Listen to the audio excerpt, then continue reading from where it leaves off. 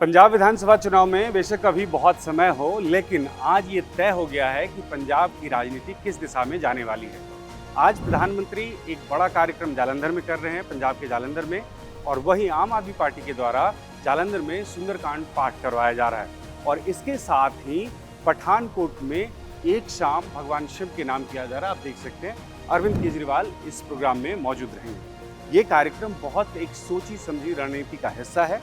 जालंधर में इसकी शुरुआत हुई थी, उसके बाद पठानकोट, अमृतसर, और अब जो है आज सबसे बड़ा शो जो होने वाला है वो पठानकोट में होने वाला है। यहाँ पे हज़ारों लोगों को बुलाया गया है इसके लिए। कैलाश खेर यहाँ पे परफॉर्म करेंगे। शाम तकरीबन 8:30 बजे के करीब में ये कार्यक्रम शुरू होगा। दरअसल मैसेज सिर्फ इतना है कि आम आदमी पार्टी सिर्फ एक पंथिक वोट की वजह से ही इतनी बड़ी पार्टी नहीं बनी है।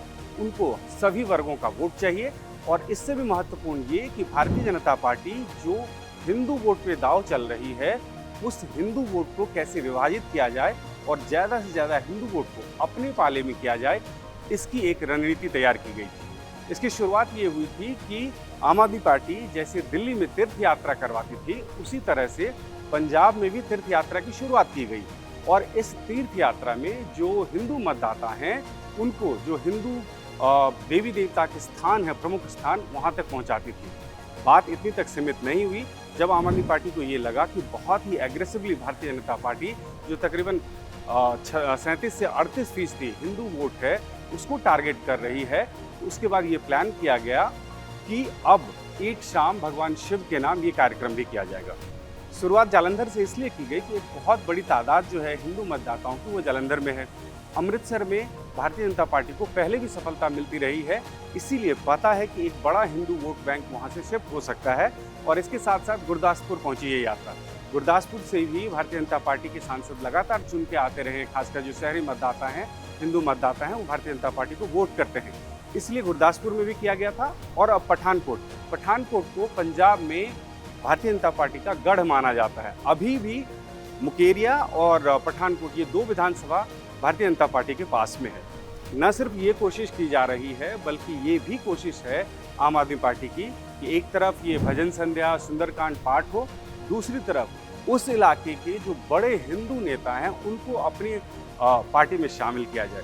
मुकेरिया में अभी से कुछ ही दिनों पहले एक बड़े हिंदू नेता को आम आदमी पार्टी ने शामिल किया है अपनी पार्टी में, और कोशिश यही है कि इस बार वहाँ पे हिंदू बड़े नेता को पार्टी में स्थान दिया जाएगा, उनको टिकट दिया जाएगा, जिससे बीजेपी जो लगातार अपना गढ़ मान के चलती आ रही है उसमें चुनौती दी जा सके।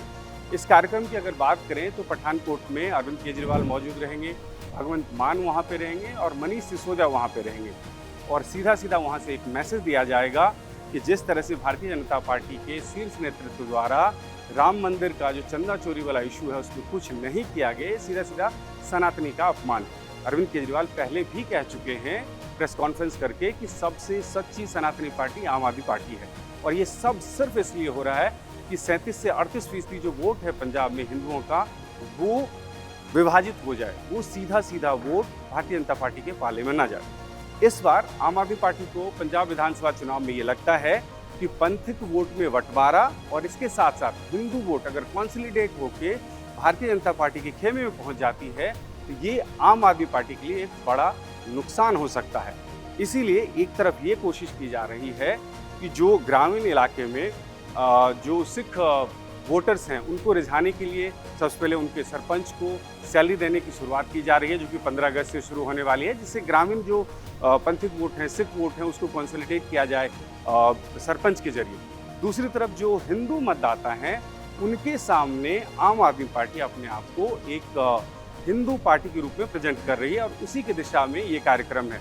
उसमें भी सबसे महत्वपूर्ण पठानकोट को इसलिए चुना गया कि ये भारतीय जनता पार्टी का गढ़ है, और पिछली बार जब आम आदमी पार्टी की लहर थी उसके बावजूद भी भारतीय जनता पार्टी पठानकोट जीतने में कामयाब रही थी। इसीलिए अरविंद केजरीवाल की ये कोशिश है कि पूरी शक्ति चुनाव से 7-8 महीना पहले से ही इन इलाकों में लगाया जाए।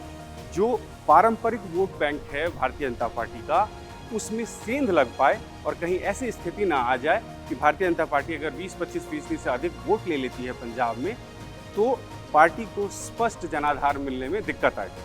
पार्टी ये मान के चल रही है कि इस बार 4 कोणीय मुकाबला है और 30% से अधिक वोट जिस किसी भी पार्टी को आ जाता है तो वो सरकार बनाने की स्थिति में आएगी। और अगर उसमें कमी होती है तो इसका सीधा सीधा नुकसान ये होगा कि मिलीजुली सरकार जैसी स्थिति आएगी और उस स्थिति में आम आदमी पार्टी नहीं पहुंचना चाहती है। और इसलिए सबसे बड़ा सहारा जो है वो भगवान का है, चाहे वो सुंदरकांड पाठ हो या भगवान शिव की आराधना।